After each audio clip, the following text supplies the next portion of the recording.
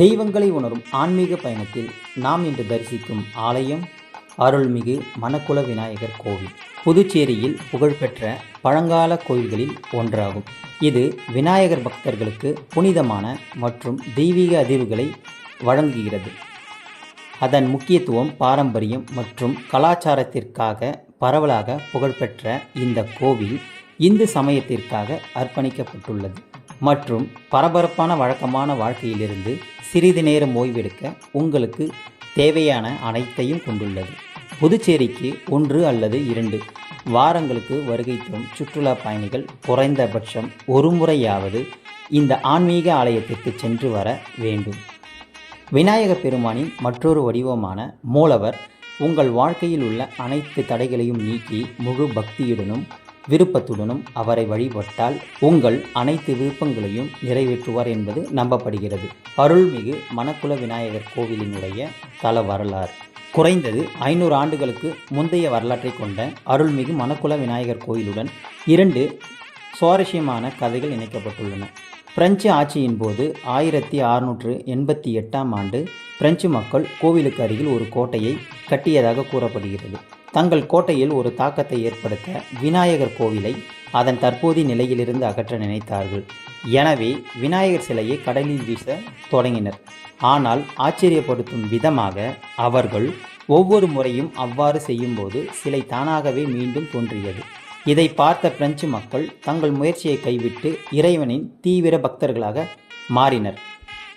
இந்த கோவிலை சுற்றியுள்ள மற்றொரு பழங்கால கதையின்படி சுமார் 300 ஆண்டுகளுக்கு முன்பு மின்னும் கண்களையும் அகன்ற நெற்றியையும் கொண்ட ஒரு துறவி தொல்லைக்காது சித்தர் தனது முக்தியின் மூலம் ஒரு தெய்வீக தலத்தில் சமாதி அடைந்தார். அப்போதிருந்து இது புதிதாக பிறந்த குழந்தைகளுக்கு ஒரு மங்களகரமாக இடமாக கருதப்படுகிறது.